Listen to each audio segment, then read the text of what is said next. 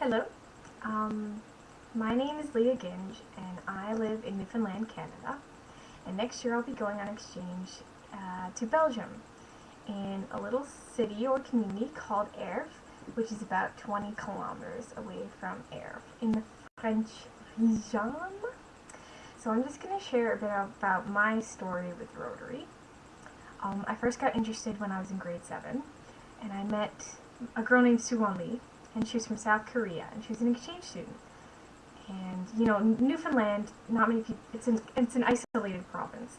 We don't have a lot of other cultures. We don't have a lot of different, stories and things that you grow from learning from other countries and other people. And I was one of the kids that only there was only 3 foreign kids in the school, and they were my only friends. I always found other places interesting, but my family is rather poor. I have 4 sisters and 3 brothers, and it's only my dad supporting my family. So when I asked if I could go on exchange, the answer was no. My family couldn't afford it, and the main issue particularly was with hosting a student. Here there's only 3 positions to be sent away, and hosting a student in a house where we have so many children and there's not much money. Sometimes the food is a bit it's not really good food most of the time. Bread and butter and milk and microwave dinners is not something I'd want to force onto an exchange student. But I asked anyways. I begged and pleaded for years, and the answer was always no. And one time I nearly convinced my dad. I had emailed my principal when I got into grade 10, and he sent me all the information about Rotary, which was, I didn't know any exchange organizations, but this was the first one I came across. And I sent him all the information, how organized they were, and he was starting to cave in, and my grandmother said absolutely not. So, I was still having an underlying hope that I could, and at this point I was under the impression that I had to go during high school. But of course now I'm 17 going on 18, graduating this year, and I'll be spending my year after graduation in Belgium. Which is great because nothing screws up with my school, it's perfect. But a funny, luck came across me. I wasn't allowed. I asked and asked. It wasn't an option. And then I met my boyfriend in grade 10. I met him in October of 2009, and he was teaching me Japanese. And his sister was on exchange to France at that point. And the 3 exchange students from my school at that time, one from Germany, one from Switzerland, and one from Belgium, were staying at his house for 3-month intervals. So I got to meet them all through him. And, we've been going out since, for over 2 years, 2009, that's a while ago. And last year, he's a year older than me. And here we only accept exchange students for the year after you graduate. So he wasn't going to apply. But I insisted. I said, I can't do this. I really want you to do this. I had always wanted to go to Japan, actually. I have much interest in Japanese culture. And I said, listen, I can't do this. I want it for you. I want you to share your adventures with me. I want us to, I want to hear about it. I want you to buy me cool souvenirs.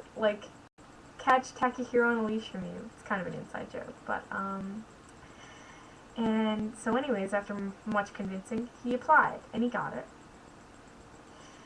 And around the time that he applied, he got accepted, it was sinking in that I wasn't going to be able to go. It was a couple months before applications would be due, and then it was last chance, getting kind of depressed about it, but still excited that he gets to go. But a miracle happened. I had been working all that year, so I already have a lot of money put aside for my exchange. It's all coming out of my pocket. I'm paying for everything. I worked very hard, but, it's a dream, and I thought maybe if I got the money, Dad would say yes. So I was working and saving it all up.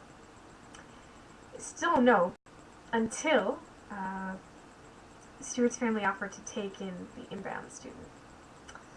because where there's only 3 spots here, generally they would be more inclined to let someone who can host the child get one of the spots. Because it is quite a hassle to find other host families, especially in, like, my city's not extremely large, and we're pretty homogeneous, so not a lot of people are willing to welcome international students into their homes. So, because of his family's kindness, which I am internally grateful for, like, I'm about to cry just thinking about how much I owe them and how much they like, very, very, very kind, act of kindness towards me. Because I really, really wanted this. So, like, they offered to take the student, and my dad said yes, and my grandmother got over it. And now I'm an outbound 2012 to 13 for Belgium, and I'm researching every day about the countries, and I'm talking to exchange students all the time, learning everything. I still have a bunch of pins picked out, check my emails like 3 times a day, hoping for something new. I've been talking with my host family and everything, and it's just been like an eye-opening experience. I haven't even gone yet, and I feel like I've already grown so much. Like I worked so hard for this myself, and of course I was blessed with the kindness of Stuart's family. But what I'm just trying to say is, like, if you're someone considering this and you think it's not possible, it is. Like, it's an opportunity. Like, I would absolutely send my child on this. I don't care if I did not have the financials. I think it's an opportunity that anyone could get great things out of, grow so much as a person, and I'm just so thankful. So that's my little story I thought I'd share. Yeah, got kind of emotional. I'm an emotional person. But yeah, so thank you for listening. I hope, like, if you need any information about the exchange, like if you're someone thinking about going on it, or maybe you just want to chat because, like, you're an exchange student as well. I don't have that much well, obviously I haven't gone on exchange yet, but I've talked with a number of exchange students, and, like, the ones that have been here this year staying at Stuart's house, the ones last year, the year before, etc. So I kind of know the raps, and if anyone wants to see my application, which I spent hours on, you know, I can always send it to you. I can send Stuart's letter, you know, like, if anyone's curious about the application process, the details, like, I can provide all that I have accessible to me at this moment. So, thank you for listening.